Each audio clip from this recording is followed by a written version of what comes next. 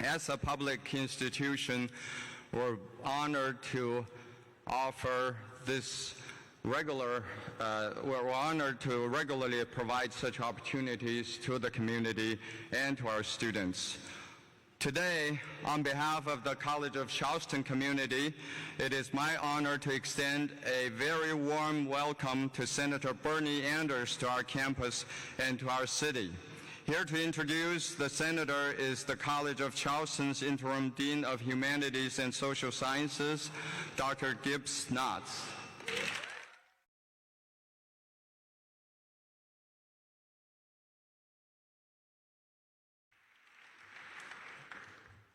Thank you very much for being here today. Just a quick note about format.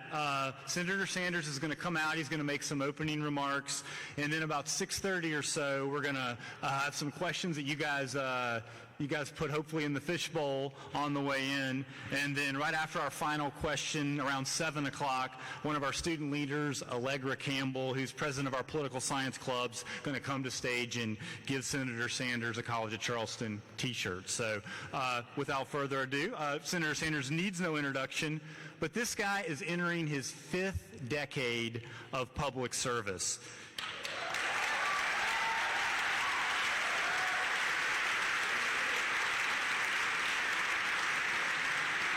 He served as mayor of Burlington, Vermont, a member of the U.S. House of Representatives, and since 2007 as a senator from Vermont. In 2016, he ran a highly competitive and impactful campaign for president, winning over 13 million votes.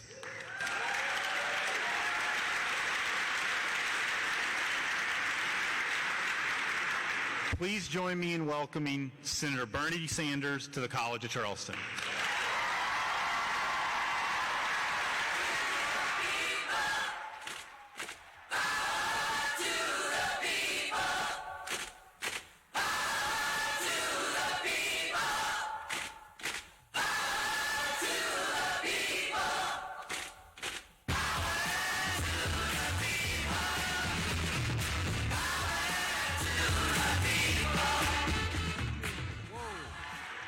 Thank you all very much for coming out.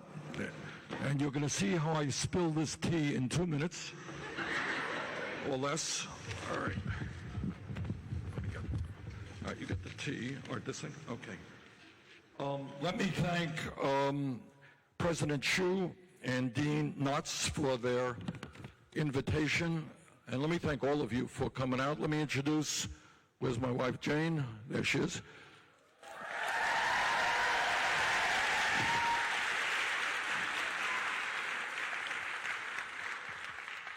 And what I want to do, you'll forgive my voice, it's a little bit hoarse. What I want to do is to kind of tell you a little bit about stuff that you're not going to see on TV or read in the newspapers very often. And we can talk about why that is the case. What our campaign is about exposing and eventually dealing with the greed and corruption that exists within the corporate elite and the people they pay for in Washington, D.C. That's what this campaign is about.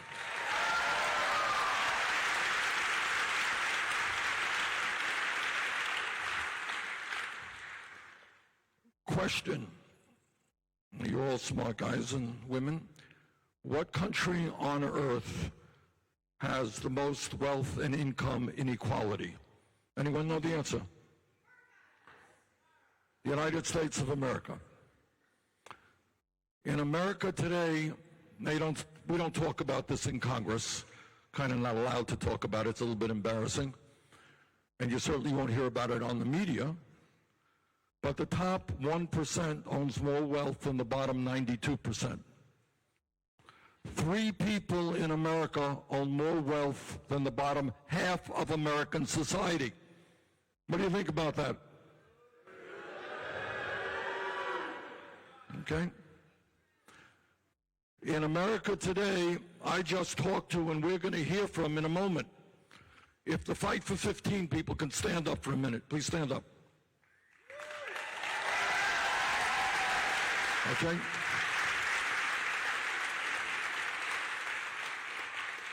And here's the truth. They and millions of other workers in this country are earning starvation wages. And while we have in South Carolina and Vermont, my state, states all over this country, people trying to get by on $8 an hour, $9 an hour, $10 an hour, 49% of all new income in America goes to the top 1%. In America today, when we talk about corruption, everybody in this room has a vote. And I hope you utilize that vote. Frankly, I hope you vote for me. All right.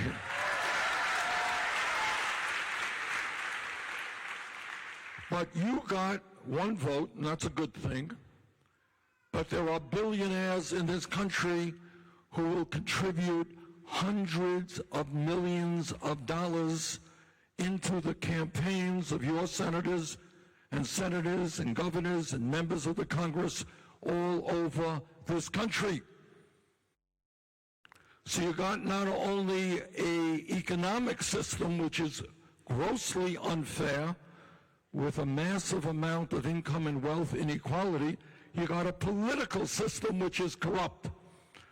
Because if somebody here wanted to run against me and I got help from my billionaire friends who had a super PAC and they gave me millions and millions of dollars, you ain't gonna beat me. That's called a corrupt political system. Now I know these are hard truths, and some of you may not even believe me. And you don't see this on television. We're not allowed to talk about it on television. Why is that? Who owns the TV networks? All right. So these are issues. I've been in many, many national debates. Some of you may have seen the debate that took place the other day. These are questions that will never be asked in the debates. So what this campaign is about and what we are trying to do is, number one, here in South Carolina, we're trying to win the South Carolina primary. Number two,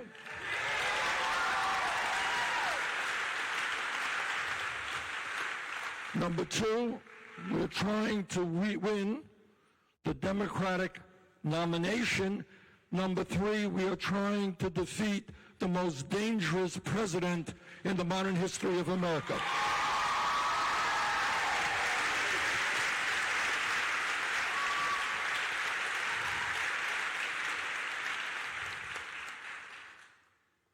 Now, Trump is a danger, not just because he tried to throw 32 million people off of the health care that they had. He is a danger not only because the tax plan that he passed gave 83% of the benefits to the top 1%. It's not just that his budget wants to cut Social Security, Medicare, Medicaid, and education. He is a danger for a reason even deeper than that. And that is, he is trying to divide the American people up based on the color of their skin, based on where they were born, based on their religion, based on their gender, based on their sexual orientation. In my view, the function of the President of the United States, whether you're Democrat, Republican, or anything else, is to understand that all of us, no matter what the color of our skin, or where we were born, or what our religion is, all of us are Americans, and the President must help bring us together, not divide us up.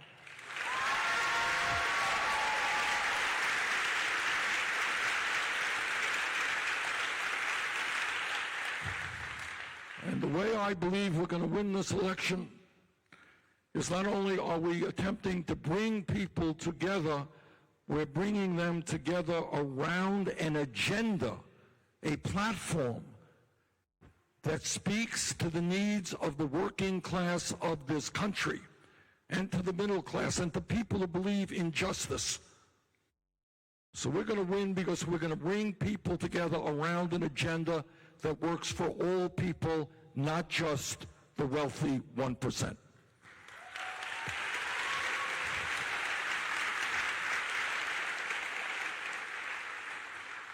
Now, what does that agenda mean? What are the needs of the American people? First of all, it seems to me that if you work 40 hours a week, you shouldn't live in poverty. Sound like a radical idea? What's the minimum wage here in South Carolina? That is called a starvation wage. Anybody here think you can live on $7, $7.25 an hour? Okay, I want to do something right now, and I'm very appreciative. A few minutes ago, before we came up here, I met with some of the folks for Fight for 15. And these are workers, in this case, workers in McDonald's, who are struggling hard to try to make $15 an hour and to have a union. And I had the opportunity to meet with some very brave people. So I want to bring up two people right now, maybe to talk about their experience, because I don't want you to hear it from me. You may not believe me. I want you to hear it from their own mouths. So we've got, I think, Tina and Hezi. Is that? Come on up, guys.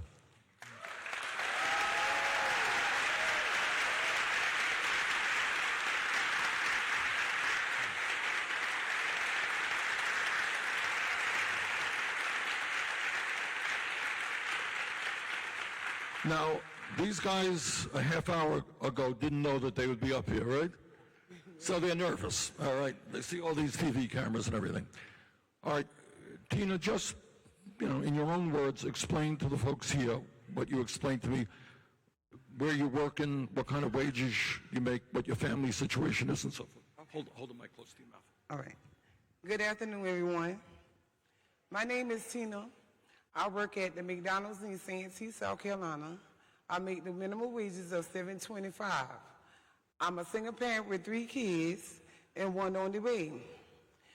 I struggle every month to get by and everything. I don't have no transportation of my own. I have to pay for child care service, for someone to watch my kids for me to work. I only work 4 hours a day because I'm only part-time, and I'm only making $7.25. By the time taxes get taken out my check, when I do get paid, it's like I'm only making $4 to $3 an hour, and that's no money. It's hard, So me, as being a single parent, that's the reason why I joined the Fight for 15. Thank you very much.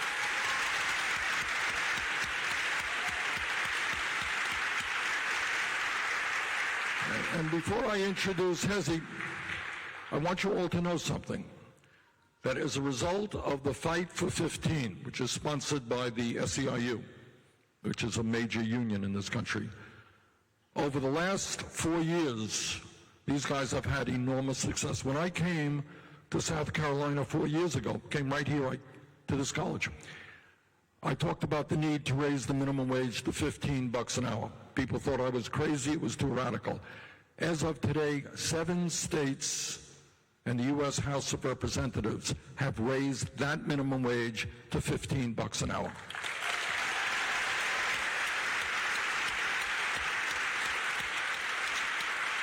Okay, Hezi, why don't you talk about just tell people who you are and talk about your experience. Okay. How you doing, everyone? My name is Hezi. It's short for Hezekiah. I've been a McDonald's worker for a few years now, and it's been a wild experience, but one thing I've noticed that has really been a problem is sexual harassment.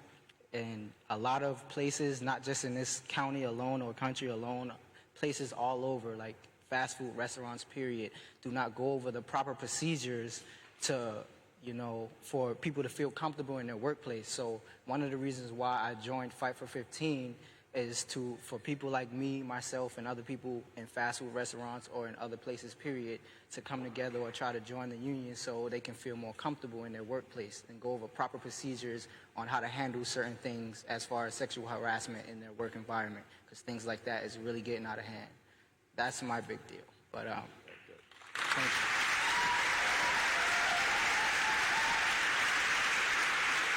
And how much, if you feel comfortable, how much do you make an hour?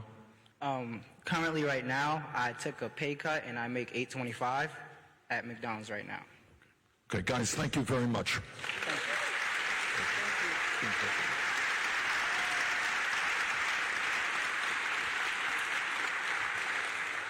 And this story that you just heard from Hezi and Tina can be replicated all over this country. We have tens of millions of people in my state, in your state, who are working for wages which do not enable them to have the economic security that people in this country are entitled to. So when we talk about an agenda that works for working people, what we're saying is that everybody who works at McDonald's or any place in America should be making at least $15 an hour.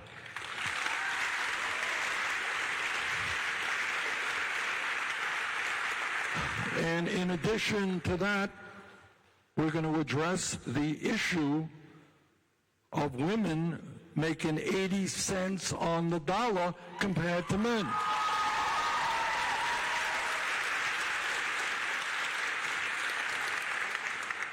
And that means equal pay for equal work. And then also we're doing nationally exactly what these guys are fighting for, is to make it easier for workers to join a union.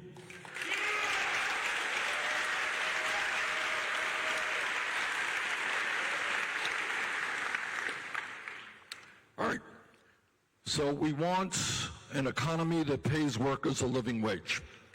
What else are we talking about in a progressive agenda? We're talking about education of some interest to the people here. You live in the wealthiest country in the history of the world. Every psychologist that you know will tell you that the most important years of a human being's life are 0 through 4. There's a psychologist, okay. How are we doing in terms of child care and pre-K for the children of this country? Anyone want to help me out here? Raise your hand. Come on, somebody, you got, yes. Stand up. Don't worry, just all of the world is watching you now on TV, that's all right. Don't worry about it. How are we doing? All right, not good, why not? Okay, ma'am, stand up. We're not. Okay. Anyone else? Do we got a mic, by the way? Anyone? We have a mic? All right. Anybody else want to comment on it? We can. Good. We got a mic over here. Anybody else want to comment? Okay. We got a woman right here. Ma'am, stand up. Yep. So not only are we not servicing all of our children, but the ones that are being serviced are underfunded. Good. Okay. Further thoughts, young man back there. Stand up. A lot of children are growing up in unsafe homes where they don't feel secure, where they may not know where their next meal is coming from. Right. They might have to worry about bullets where they'll even be alive tomorrow. Okay. All right. Very good. Thank you. Here's the fact. I want you all, again, what our campaign is about is asking people to think outside of the box. Ask the questions that Congress doesn't ask, that the media doesn't ask. You are living in the wealthiest country in the history of the world. As a nation, we have the highest level of childhood poverty of almost any major country on earth. It is bad for the nation. It is especially bad for the African American and Latino community. How does it happen that as a nation, Trump and his friends can give over $1 trillion in tax breaks to the 1% and large corporations, and yet not do anything, in fact, make the situation worse with regard to the children in our country? We have a child care system in every state, which is a disgrace. which means that it is almost impossible for working class people to find affordable child care, and the people who do the work in child care are paid horrific wages.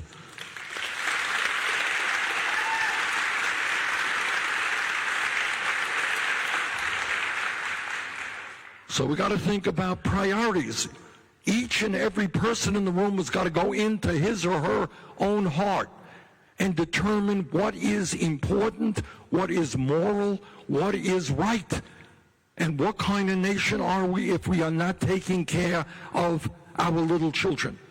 And then you got a public school system in South Carolina, but all over this country, which in many cases is significantly underfunded, where teachers are working 2 or 3 jobs, where teachers have to take money out of their own pockets in order to buy school supplies. There's one of those teachers.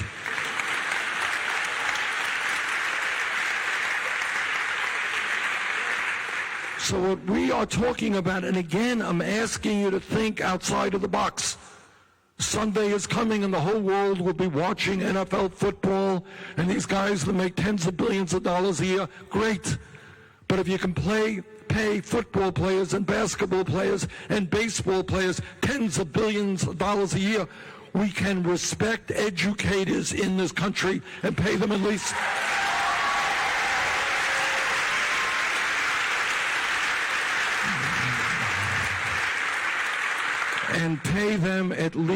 $60,000 a year. Not a radical idea. And then let me touch on an issue that is of, I know, personal interest to many of you in the room. 4 years ago, I came to South Carolina and I said, you know what? Maybe, just maybe, in a highly competitive global economy where it requires a higher education, maybe, just maybe, we may want to make public colleges and universities and HBCUs tuition free.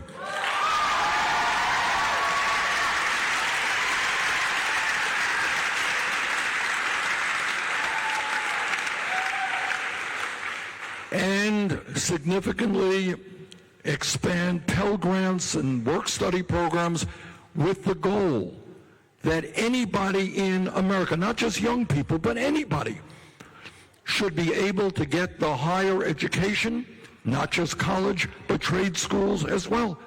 Anybody in America should get the education that they need, regardless of the income of that person.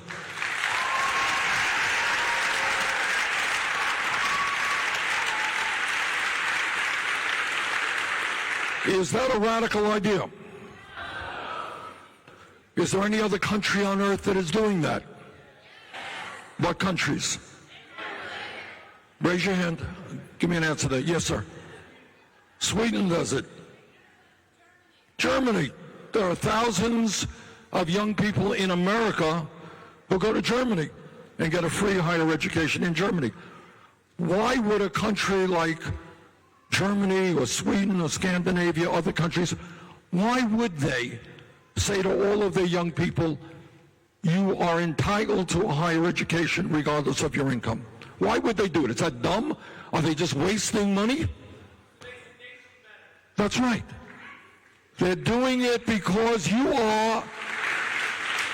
because the young people in this room and all over this country are the future of America. And if we love our country, as all of us do, we want our country to succeed, and we don't succeed unless we have the best educated workforce in the world. Okay?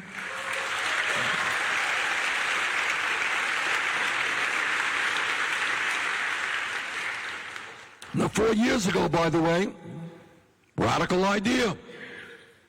Not so radical anymore.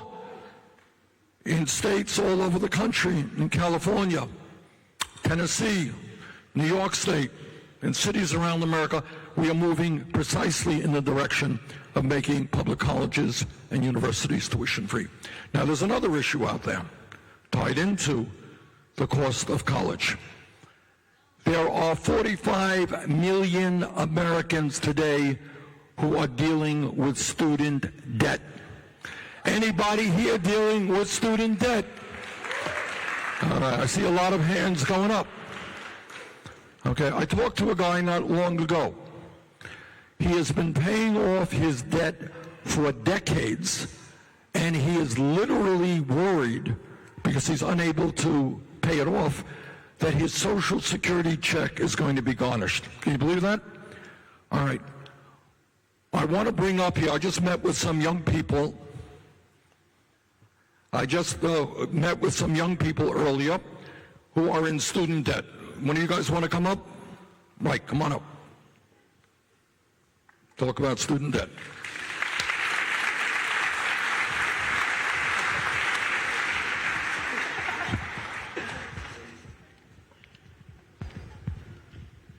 Hi, I'm Sean Williams. I'm a junior at the College of Charleston, and I'm currently $36,000 in debt right now, and I'm only a junior. I have one more year to pay for after this, and I don't know how I'm going to pay for it at all. My dad's currently in the military, as my brother is too, so I'm thinking about joining that route to even start it, but I have no idea what to do at the moment, so I would love to know your plan for that. Okay. Thanks. All right, anybody else want to talk? I'll get there. Thank you very much. Anybody else want to talk about their student debt situation? I see somebody way in the back there. Can we get her a mic? Stand up, please. Okay.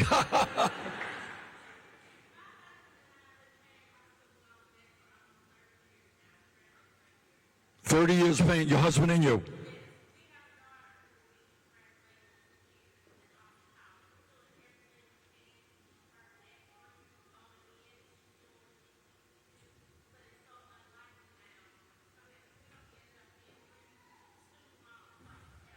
All right. Thank you very much.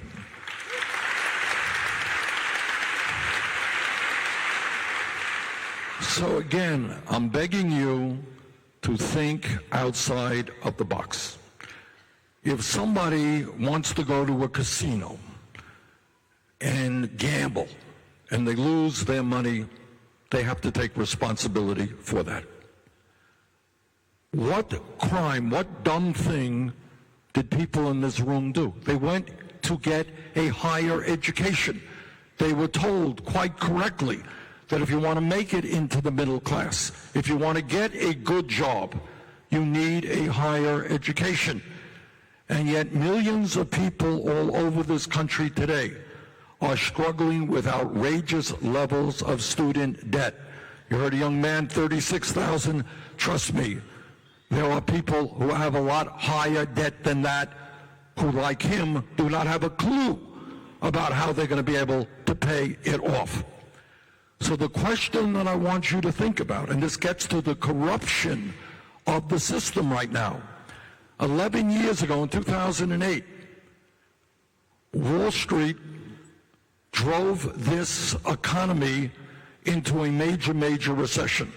And they did that because of their greed and their illegal behavior. They have paid tens and tens of billions of dollars in fines for their illegal behavior, and yet they were bailed out to the tune of trillions of dollars by the Congress and the Federal Reserve that gave them zero-interest loans. Now, how does it happen that we could bail out the crooks on Wall Street, that we could give over $1 trillion in tax breaks to the 1% and large profitable corporations, and yet we got 45 million people dealing with student debt for the quote-unquote crime of getting a higher education?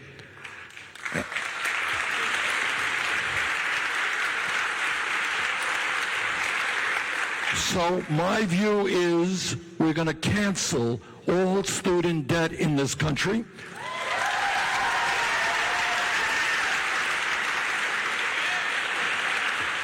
We're going to cancel all student debt. We're going to make public colleges and universities tuition-free, and we are going to pay for that through a modest tax on Wall Street speculation.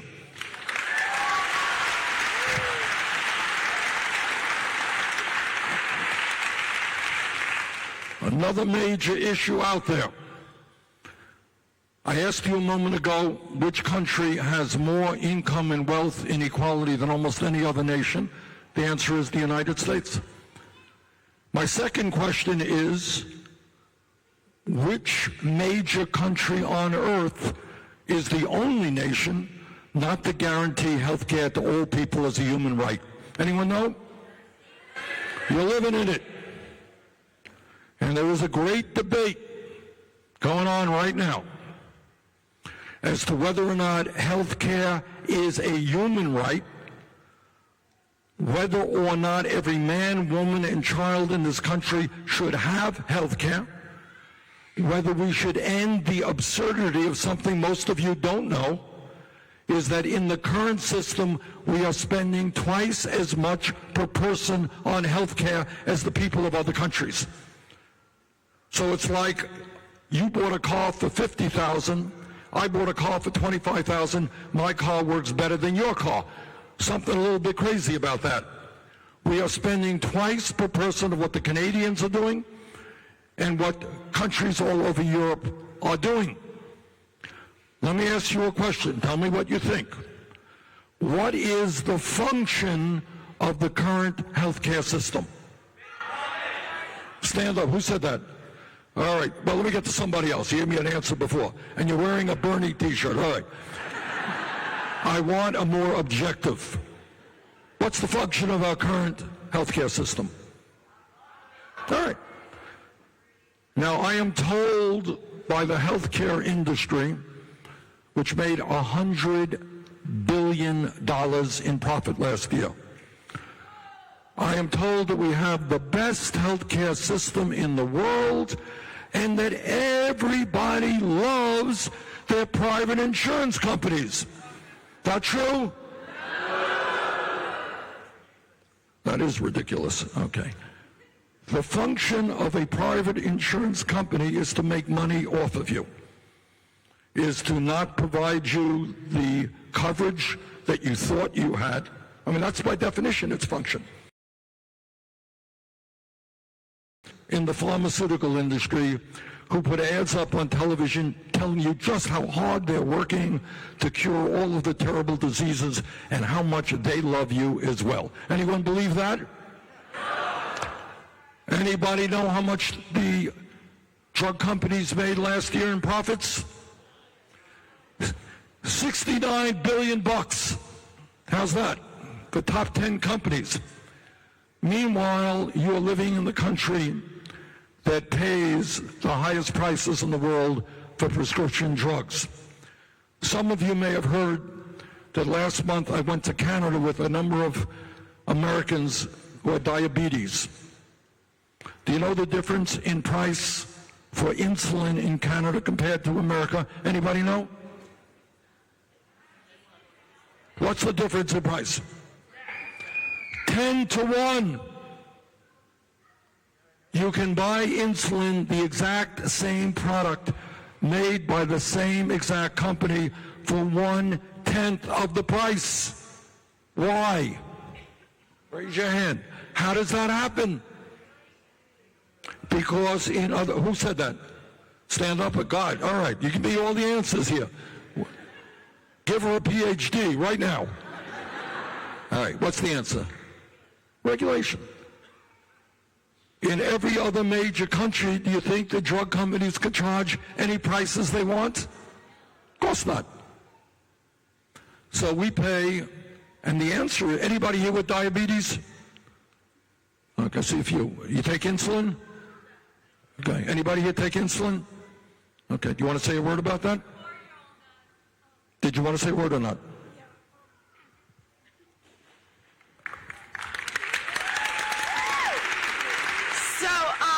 It's not all about insulin too. There's like other things that you need if you have diabetes, and if you like people who don't have as good of like a health care or like a private health care like system or whatever, they can't get the things that they need, and like these products are becoming more of like a necessity rather than a choice at this point.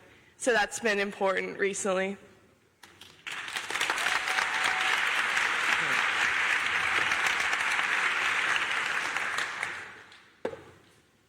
There are about 7.5 million Americans who use insulin. 25% of them ration insulin. What happens when you ration insulin? What do you think? If you ration insulin, you can end up in the hospital. You could die. You could go into a coma. So it gets to be really dangerous, really fast. So yeah.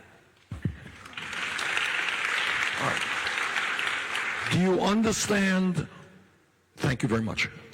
Do you understand the insanity of what we're talking about here? The barbarity of what we're talking about?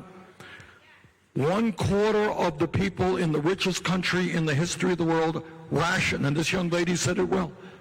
You could die, you can get very sick. And that happens. That happens all of the time.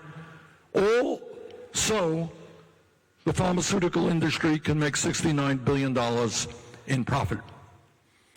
Under a Medicare-for-All program, we cover all health care needs. All health care needs.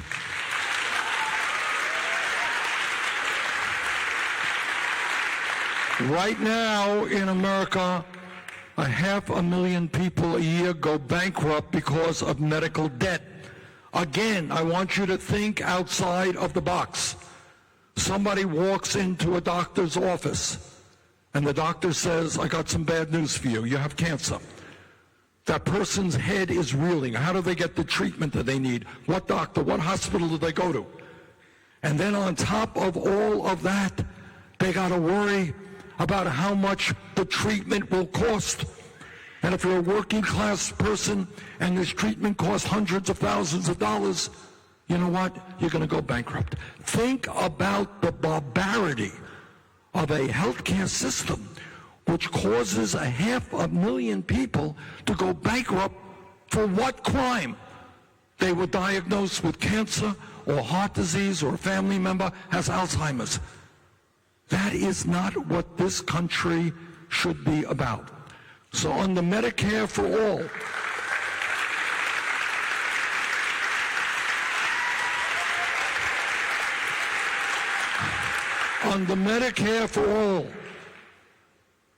we are going to provide comprehensive health care to all people.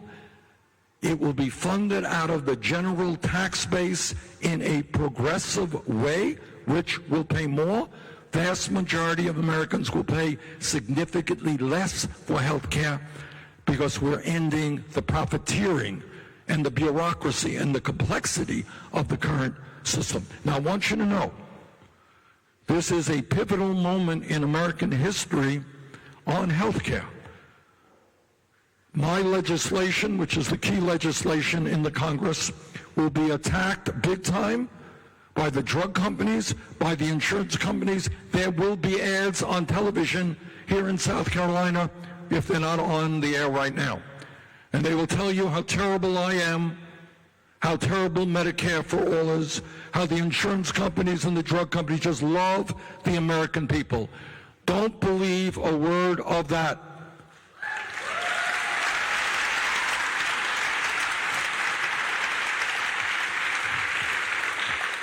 Now, there's a lot of other issues out there, but you're very patient. I just want to touch on a few more, and I think the Dean wanted to come out here. We have a President of the United States who thinks that climate change is a hoax. Maybe we should invite him to Charleston.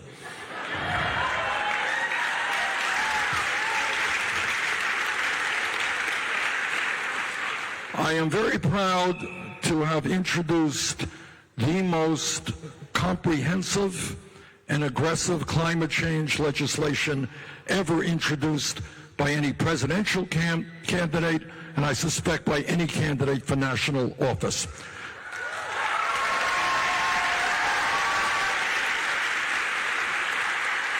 This is a proposal. It's a proposal, not legislation. It is a proposal which moves this country aggressively away from fossil fuel to energy efficiency and sustainable energy, and puts us in the position of leading the entire world. This is not an American issue, it's a global issue.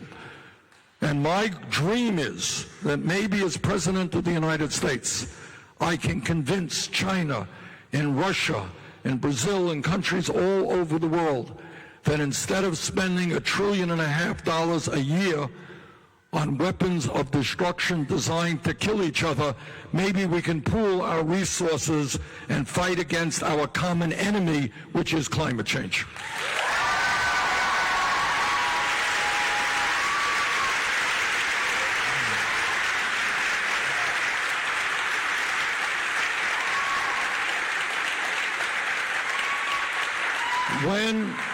When we talk about a progressive agenda, that agenda must include dealing with a broken and racist criminal justice system.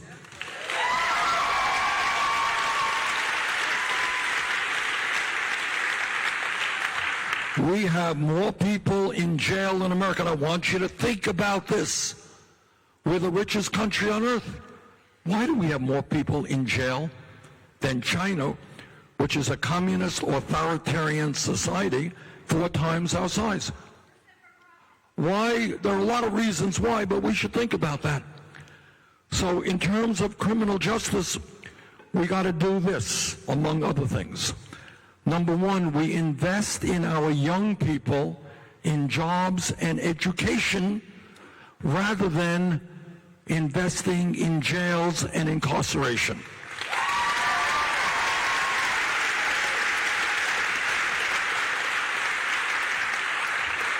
Number two, we end the war on drugs.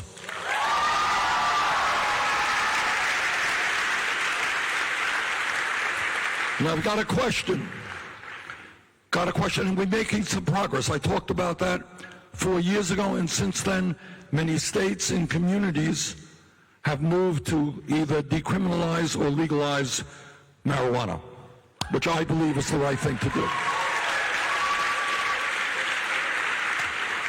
Here's a question. Raise your hand. Please raise your hand. Anybody here know anybody arrested for possessing marijuana? Holy God. Whoa. That's a lot of people. All right, who wants to tell me what's happened? Give me some of the stories that happened for somebody arrested for possession of marijuana here in South Carolina. Anybody want to talk about that? I see a hand. Sir, yep. Gentleman right there. Get him a mic.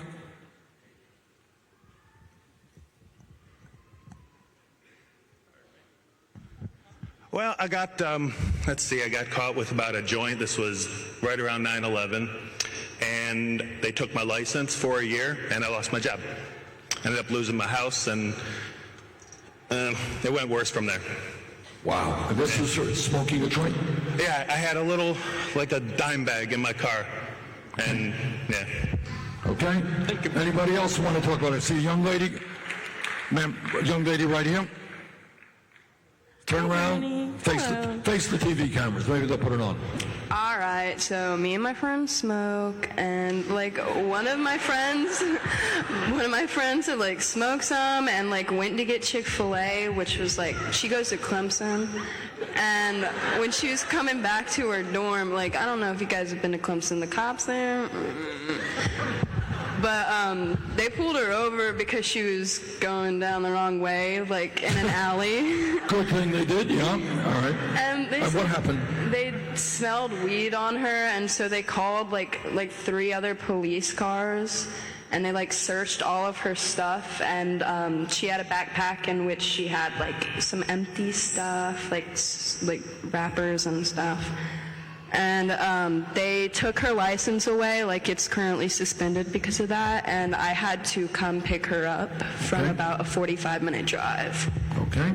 Anybody else briefly want to talk about somebody impacted by possession of marijuana? Anybody else? I see a hand back there, ma'am. Yep. I recently went to guilty plea court to watch people plead guilty, and I witnessed about 3 different men get put in at least 2 years of prison just for anywhere from 2 grams to 8 grams of marijuana found on them. Okay. All right. That is why all over this country, states are doing the right thing and either decriminalizing or legalizing the possession of marijuana.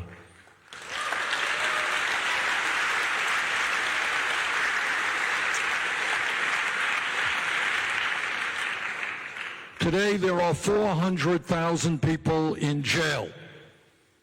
There are 2 million people in jail, but there are 400,000 people in jail right now who have not been convicted of anything. Why are they in jail? Anyone know? They can't afford bail. This is America. They are in jail having not been convicted of anything, but they can't afford bail. And that is why we are going to end cash bail in this country.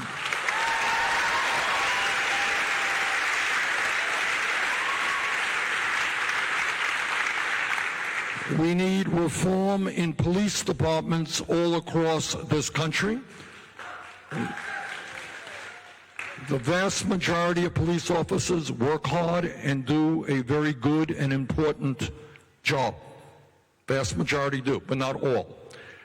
It seems to me that if somebody dies while in police custody, the Attorney General of the United States should be investigating that situation.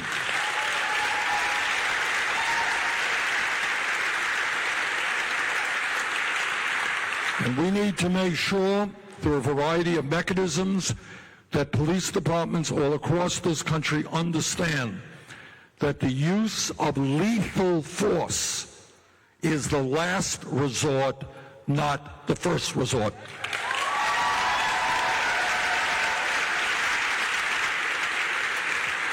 Last point that I want to make is we have a president who is trying to demonize undocumented immigrants in this country.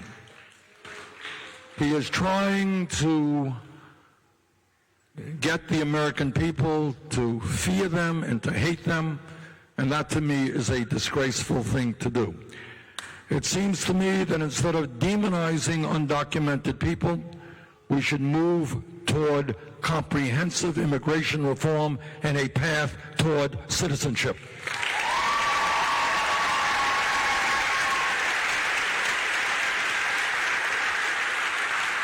And on my first day as president, if I should be so fortunate, on my first day as president, through an executive order, we will restore the legal status of 1.8 million young people eligible for the DACA program.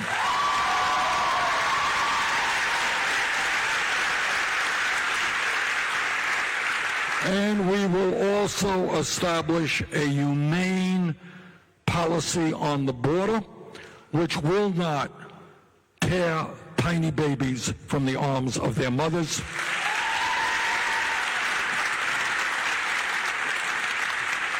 All right, let me conclude by saying this. This is a pivotal and unprecedented moment in American history, and it's not just because of Trump. It's because of a lot of factors. At the end of the day, the 1% in this country, and I deal with these guys every day, I'm a United States Senator, they are very, very powerful. They have endless amounts of money, more money than you can dream of. It's like water. They have as much money as they need. And what has been going on in this country for the last 45 years is that 1% has been at war against the working class of this country. That's the fact. The rich have gotten very, very richer. Today, the average worker is not making a nickel more in real dollars than he or she did 45 years ago. In the last 30 years, top 1% saw a $21 trillion increase in their wealth. Bottom half saw a decline in their wealth. What this campaign is about is bringing people together, black and white and Latino, Native American, Asian American, gay and straight, immigrant, native born. It's bringing people together around an agenda which demands that we have a government and an economy that works for all of us, not just wealthy campaign contributors.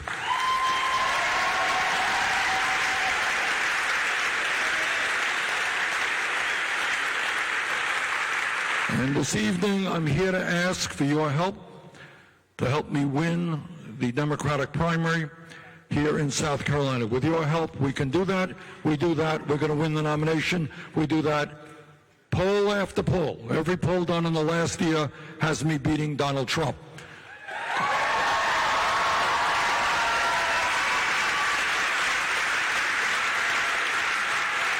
So I'm here to ask your help to allow me to defeat a president who never, ever should have made it into the White House. Thank you all very much.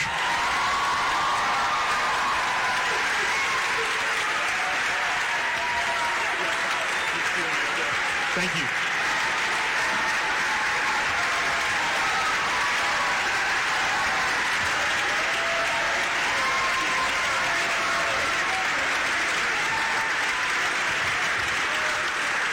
So we're going to take about 10 minutes of questions. You guys put some very good questions in the fishbowl. We'll start with a question from a student, Samantha Summers, a CFC student, wants to know, Senator Sanders, how are you prepared to create a political atmosphere that's not so divided?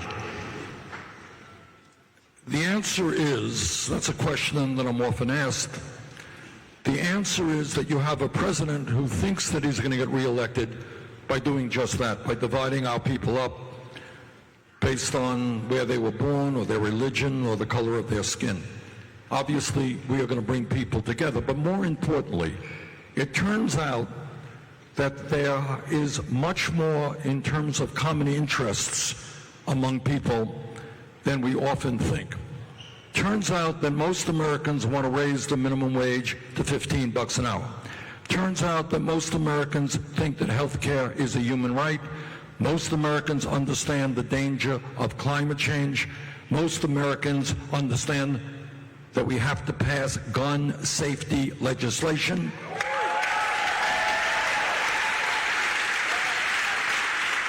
So the answer to your question, it's a radical answer.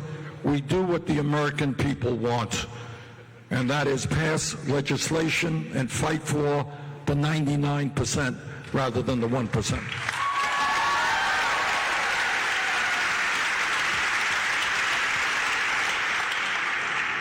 Thank you. As you know, there's a lot of veterans that are struggling, and this question was from a veteran and wanted to know what you're going to do to help those vets deal with some of the challenging issues they're facing. Thank you very much. And to all the veterans in the room, I think on behalf of everybody here and everybody in America, we thank you all for the service that you have rendered this country.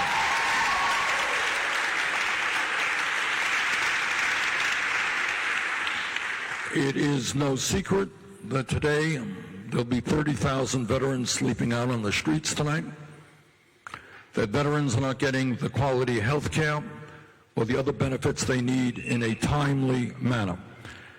Turns out I'm the former chairman of the U.S. Senate Committee on Veterans Affairs, and I wrote what the American Legion and the VFW and the other service organizations felt was the most comprehensive pro-veteran legislation written in the modern history of this country. And I won't go through all of the details in terms of what was in that legislation, but if elected president, there will be no president who is going to fight harder for the men and women who put their lives on the line to defend this country.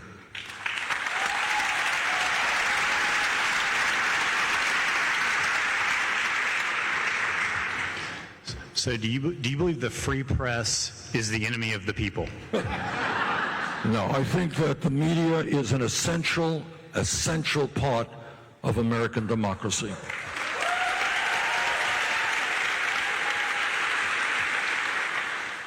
And it really is unbelievable. You know, every president, every candidate, including me, you know, has fights with the media. It's gone on from Thomas Jefferson on.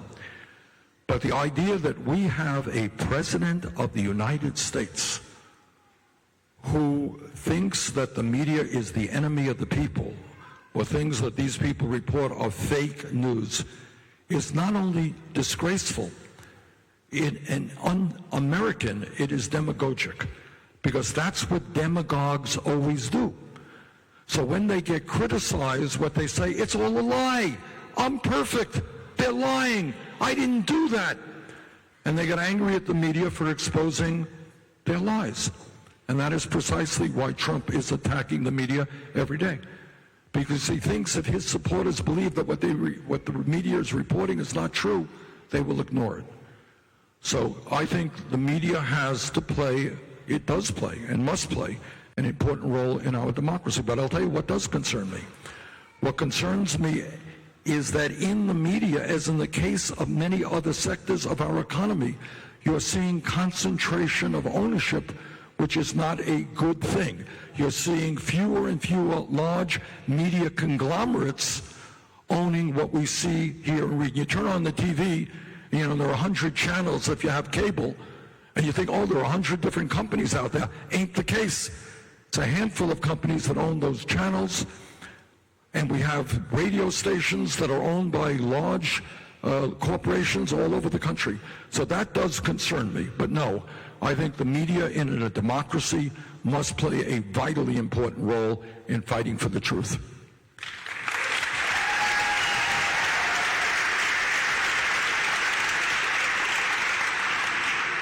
This is a question from a former teacher who is no longer a teacher. She really didn't feel supported and says, what do you plan to do to help Title I school teachers educate children and have a work-life balance? I didn't hear the last part of that question. Yeah, just educate children, support Title I school teachers, and help them have a work-life balance. Thank you. And again, as I mentioned earlier, I like baseball, and I like football, and I like basketball. Used to play a little basketball. But the real heroes of this country are not necessarily professional athletes. They are the teachers of this country. So we have introduced a very major educational program. We call it the Thurgood Marshall Program, after former Supreme Court Justice Thurgood Marshall. And what it does, among other things, many other things, is triple funding for Title I schools. Okay? Because we have a major problem with education all over this country, but here in South Carolina, more than most states, but in virtually every state, we have teachers who are struggling with large classrooms, with special ed kids who are not getting the attention that they need. So putting money into Title I schools is a very important part of our proposal. This is a question about the national park system and the budget cuts that have occurred under the current administration. Do you have any plans to restore budget for the parks? Yes. Look, all of these things just deal with what we consider to be our priorities. Do we consider it to be a national priority that we give hundreds of billions of dollars in tax breaks and subsidies to the fossil fuel industry? Do we consider it to be a major priority that we spend more on the military than the next 10 countries combined? Do we consider it a priority that we give tax breaks to the rich and then cut back on education or our public parks? So my sense of priorities is a little bit different than President Trump's.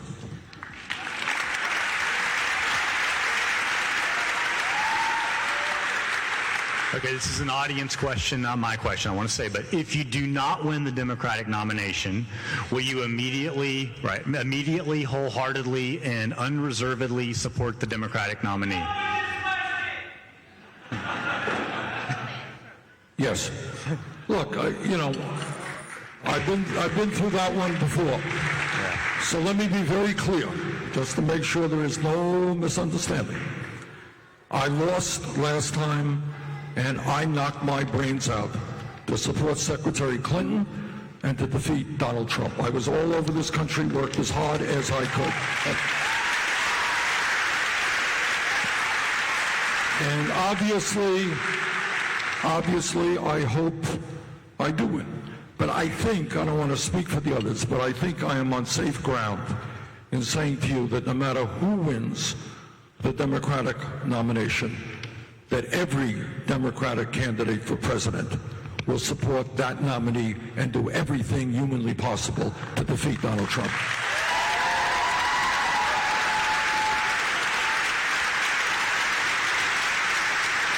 All right, one more question, and it's the final question of what about the filibuster? Do you think it's crucial to remove? What's your view on the filibuster?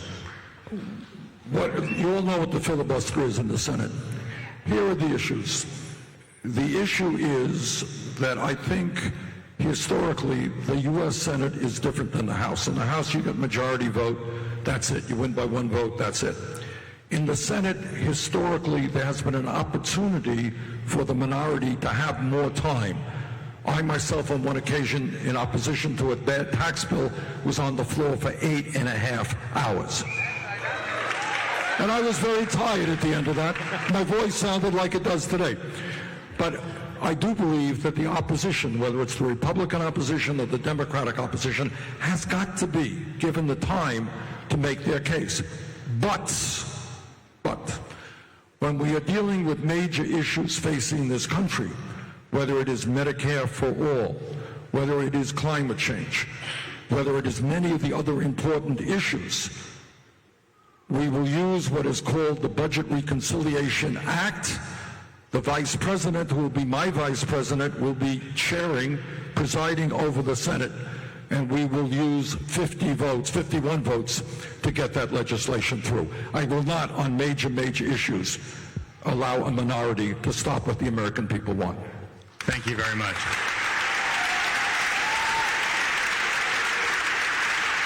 So the final thing we're going to do is we're going to have our student, one of our student leaders, Allegra Campbell, come up. Allegra, you want to come up and thank Senator Sanders? And I believe you've got... Thank you so much for coming on behalf of the College and the Bully Pulpit Series, and we'd like to present you with this College of Charleston t-shirt. Thank you all.